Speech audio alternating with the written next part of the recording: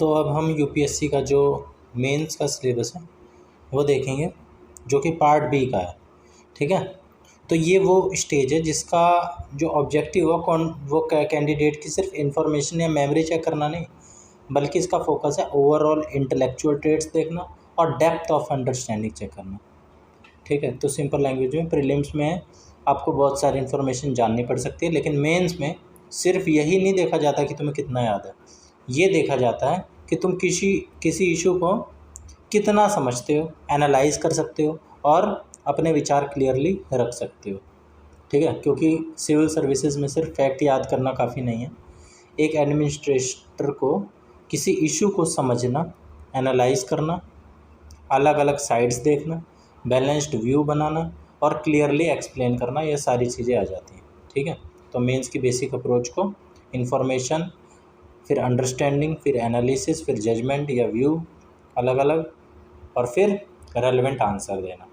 यानी सिर्फ फैक्ट लिखना पर्याप्त नहीं है, उस फैक्ट का मीनिंग और रेलेवेंस भी दिखाना होता है। ठीक है, तो मान लो किसी शहर में पानी की कमी है, सिर्फ ये लिखना कि वाटर स्कैरसिटी है इन्फॉर्मेशन है, लेकिन स्कैरसिटी क्यों हुई, पॉपुलेशन का क्या रोल है, ग्राउंड वाटर का क्या रोल है, एग्रीकल्चर और सिटीज़ के बीच कॉन्फ्लिक्ट क्या है, पॉसिबल सॉल्यूशंस क्या है, इन सब को एनालाइज करना मेंस टाइप थिंकिंग है। ठीक है, तो ये अप्रोच एग्ज़ाम के बाहर भी यूज़फुल होती है। जब कोई कॉम्प्लिकेटेड इशू सामने आए तो आपको तुरंत वन साइडेड सॉल्यूशन पर जाने के बजाय facts plus causes plus different view points plus consequences plus solution, ये सब देखने की हैबिट्स बनती है। ठीक है, तो याद रखने की जो ट्रिक है वो प्रीलिम्स जो है वो तो है आपकी नॉलेज, और जो मेंस है वो नॉलेज के साथ अंडरस्टैंडिंग, एनालिसिस और एक्सप्रेस करने की स्किल। अब nature and standard of questions in general studies paper 2-5। ठीक है, तो पीडीएफ बताता है कि पेपर 2-5 के क्वेश्चंस का नेचर और स्टैंडर्ड ऐसा रखा जाएगा कि वेल एजुकेटेड पर्सन उसे बिना किसी स्पेशलाइज्ड स्टडी के आंसर कर सके। इसका मतलब ये नहीं कि क्वेश्चन आसान होंगे, मतलब ये है कि आपको किसी अल्ट्रा स्पेशलाइज्ड टेक्निकल फील्ड का एक्सपर्ट होना ज़रूरी नहीं है। तो इससे मेंस प्रिपरेशन की सही डायरेक्शन समझ आती है। आपको हर सब्जेक्ट में स्पेशलिस्ट बनने के बजाय broad understanding plus analytical ability develop करनी है। ठीक है, तो आपको वैरायटी ऑफ सब्जेक्ट्स की जनरल अवेयरनेस चाहिए, इसमें अलग अलग सब्जेक्ट की एक जनरल अवेयरनेस चाहिए। फिर क्वेश्चन देखकर इशू पहचानो, बेसिक अंडरस्टैंडिंग लगाओ, एनालिसिस करो और रेलेवेंट आंसर दो। ठीक है, मान लो क्वेश्चन एजुकेशन पॉलिसी पर है, आपसे एजुकेशन रिसर्चर जैसा टेक्निकल रिसर्च पेपर नहीं मांगा जा रहा, लेकिन आपको ये जानना समझना चाहिए कि एजुकेशन का सोसाइटी, इकोनॉमी, एम्प्लॉयमेंट और ह्यूमन डेवलपमेंट एक्सेट्रा पे क्या रिलेशन है, इसका क्या असर पड़ता है। तो GS broad knowledge plus clear understanding plus analysis. ठीक है, अब general awareness of a variety of subjects relevant to civil services, ये क्या है, मेन क्वेश्चन कैंडिडेट्स की general awareness of variety of subjects को भी टेस्ट करता है, जो मेंस है। ठीक है, तो और सिलेबस ये भी बताता है कि सब्जेक्ट सिविल सर्विसेज करियर के लिए रेलेवेंट होने चाहिए।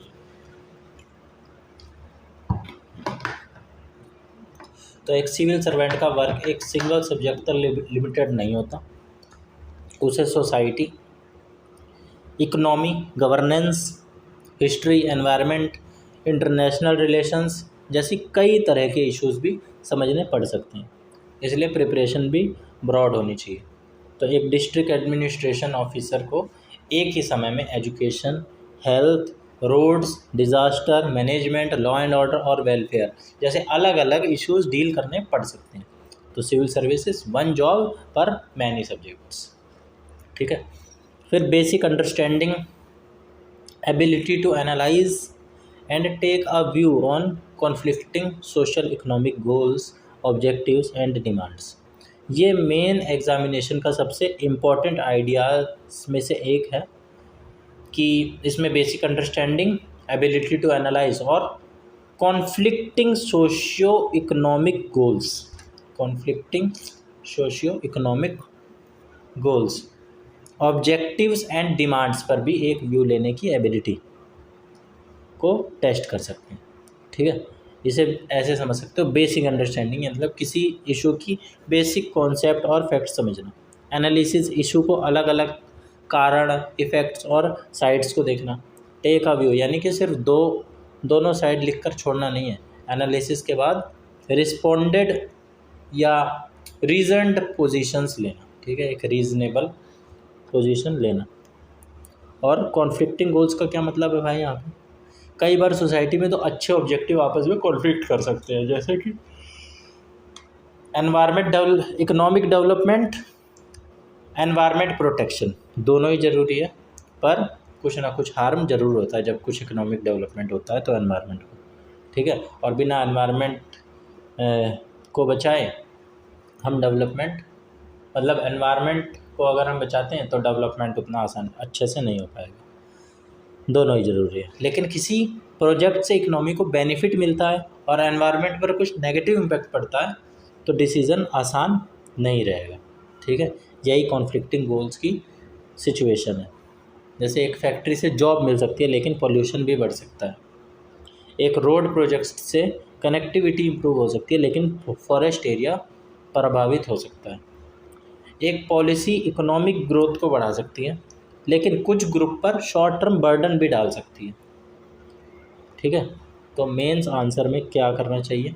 एक बैलेंस्ड, स्ट्रक्चर्ड, यूज़फुल स्ट्रक्चर जो है वो चाहिए। इशू और दोनों साइड्स, एनालिसिस और रीजन्ड कंक्लूजन, ये सब ज़रूरी है। तो मेंस में हर इशू के मल्टीपल साइड्स देखें, फिर रीजन्ड व्यू दो और ये आपका आंसर हो जाएगा। अब रेलेवेंट, मीनिंगफुल एंड सकिंक्ट आंसर्स। तो भाई यहाँ पे बाकी सब तो आपको समझ आ ही गया होगा। इस सकिंट का मतलब क्या है? सकिंट का मतलब हिंदी में होता है संक्षिप्त। ठीक है, मतलब शॉर्ट। तो रेलेवेंट, मीनिंगफुल और संक्षिप्त आंसर देने होंगे यहाँ पे तीनों वर्जन। रेलेवेंट मतलब जो क्वेश्चन पूछा है उसी से डायरेक्टली रिलेटेड आंसर देना। मीनिंगफुल आंसर में यूज़फुल सब्सटेंस हो। ठीक है, सिर्फ वर्ड्स भरने के लिए वर्ड्स ना हो। ठीक है, और सकिंट मतलब बात को अननेसेसरली लंबा किए बिना इफेक्टिवली कहना। तो मेंस में इंफॉर्मेशन बहुत हो सकती है लेकिन आंसर को क्वेश्चन की डिमांड के अकॉर्डिंग कंट्रोल करना ज़रूरी है। ठीक है, आंसर को क्वेश्चन की डिमांड के अकॉर्डिंग कंट्रोल करना ज़रूरी है। अगर कोई पूछता है why is rainfall important for agriculture, तो रेनफॉल की जगह पूरी इंडियन हिस्ट्री लिख देना इररेलेवेंट है। क्वेश्चन के अकॉर्डिंग फोकस्ड आंसर ही रेलेवेंट आंसर है।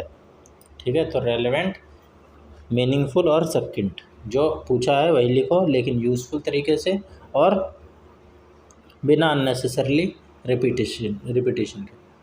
फिर उसके बाद scope of optional subject papers, paper 6 and 7। तो हमें पता चलता है ऑप्शनल सब्जेक्ट पेपर 6 एंड 7 का syllabus broadly honours level degree level का है, यानी बैचलर्स डिग्री से एक लेवल ऊपर और मास्टर डिग्री से एक लेवल नीचे। ठीक है, क्योंकि ऑनर्स ऐसे ही होता है। लेकिन इंजीनियरिंग, मेडिकल साइंस और लॉ के मामले में लेवल बैचलर डिग्री के कॉरस्पॉन्डिंग है। ठीक है, इससे आपको ऑप्शनल सब्जेक्ट की एक्सपेक्टेड एकेडमिक डेप्थ समझ आती है। मतलब ऑप्शनल सब्जेक्ट को सिर्फ सुपरफिशियल तरीके से पढ़ना इनफ नहीं होगा, ये आपको अच्छे से पढ़ना होगा। ठीक है, बैचलर ऑफ ऑनर्स के लेवल तक, ऑनर्स के लेवल तक। तो general optional level honours level के बराबर है। इसमें इंजीनियरिंग, मेडिकल साइंस और लॉ है वो बैचलर के लेवल का रहेगा। अब qualifying papers on Indian languages and English, इसमें एग्जामिनेशन जो मेन एग्जामिनेशन है उसके qualifying paper on Indian languages and English कराता है।